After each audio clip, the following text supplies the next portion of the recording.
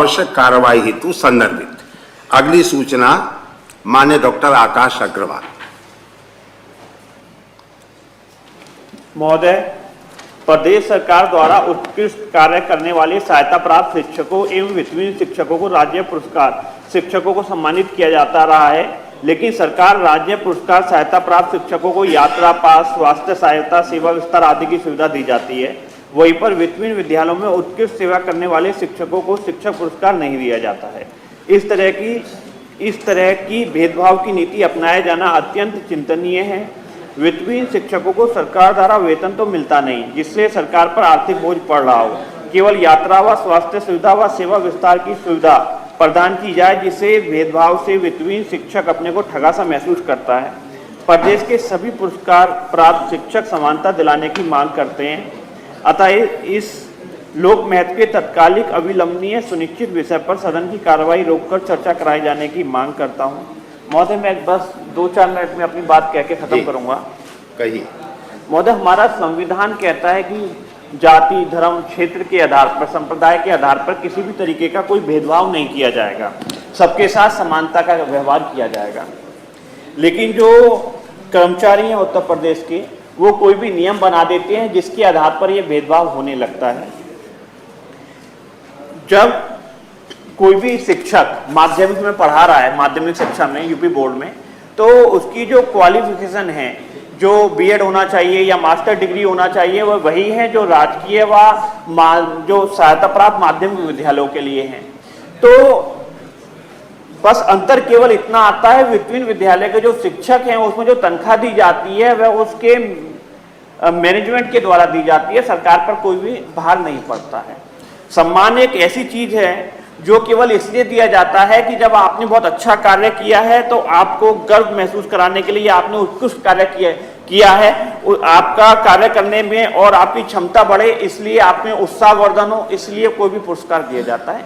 उत्तर प्रदेश सरकार के द्वारा 75 जिलों में ये एक सहायता प्राप्त विद्यालय के शिक्षक को और एक वित्तहीन विद्यालय के शिक्षक को दिया जाता है। बहुत अच्छी पहल है, ये शुरू हुआ। लेकिन इसमें भी उत्तर प्रदेश के जो अधिकारी हैं, जिसने नीति बनाई है, उसने भेदभाव किया।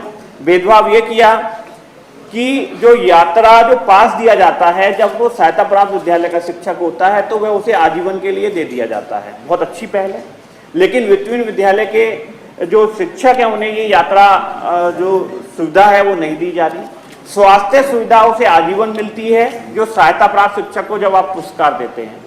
लेकिन वित्तहीन विद्यालय के जब शिक्षक को आप ये पुरस्कार दे रहे हैं तो उसे ये स्वास्थ्य की सुविधा भी आप लोग नहीं दे रहे हैं, प्रदान कर रहे हैं। सेवा विस्तार की सुविधा होती है जिसे 62 से 65 वर्ष कर दिया जाता है सहायता प्राप्त में, कि आपने बड़ा अच्छा कार्य किया है तो इसलिए आप 65 वर्ष तक पढ़ा सकते हैं। लेकिन वित्तहीन विद्यालय में जो शिक्षक को प्रबंधक के द्वारा तनख्वाह दी जाती है, उस पर भी ये सीमा विस्तार यदि आप दे देंगे तो उत्तर प्रदेश सरकार के कोषागार से तनख्वाह नहीं दी जाएगी, वो प्रबंधक देंगे। वो प्रबंधक के ऊपर है कि 62 से 65 देंगे या नहीं देंगे। लेकिन आप जो ये असमानता है ये आप खत्म कर सकते हैं, इसमें उत्तर प्रदेश सरकार के ऊपर कोई भी भार नहीं पड़ेगा। लेकिन जो हमारा शिक्षक है उसमें ये जो हीन भावना पैदा होती है, उत्तर प्रदेश सरकार के जो कर्मचारी हैं वो कोई भी नियम बना देते हैं। मैं सदन के माध्यम से मैं एक बात बताना चाहूंगा कि कोई भी नियम जो केंद्र सरकार बनाती है, उत्तर प्रदेश सरकार बनाती है, नैतिकता के आधार पर सही हो या नहीं हो, जो नियम बन गया उसे पालन किया जाएगा, चाहे नैतिक आधार पर सही हो या नहीं। हमारा जो आईपीसी कहता है, मैं इसी नियमों पे बनाने पे एक बात कहना चाह रहा हूं कि जो कोई हत्या करता है तो उसे दंड मिलेगा। यदि केंद्र सरकार अपना नियम बना दे कि हत्या करने वाले को पुरस्कृत किया जाएगा तो मतलब पूरे देश में ये चीज कि हत्या करना दंड नहीं माना जाएगा, नैतिक आधार पे वो गलत हो सकता है। तो इसलिए आप जो बात कई बार कहते हैं कि भाई नियम बन गया, नियम अधिकारी बनाते हैं और गलत बना देते हैं तो उसे सही करना उत्तर प्रदेश सरकार की जिम्मेदारी है। तो जो वित्तहीन विद्यालय के शिक्षकों के साथ शोषण किया जा रहा है वह शोषण बंद हो और उससे भी समान व्यवहार। बस अंतर इतना है कि वह सरकार से, सरकारी कोषागार से तनख्वाह नहीं ले रहे, लेकिन उनके सम्मान के साथ कोई चोट नहीं पहुंचनी चाहिए। आपके माध्यम से मैं नेता सदन से अनुरोध करूंगा कि जो ये असमानता है इसे खत्म कराया जाए।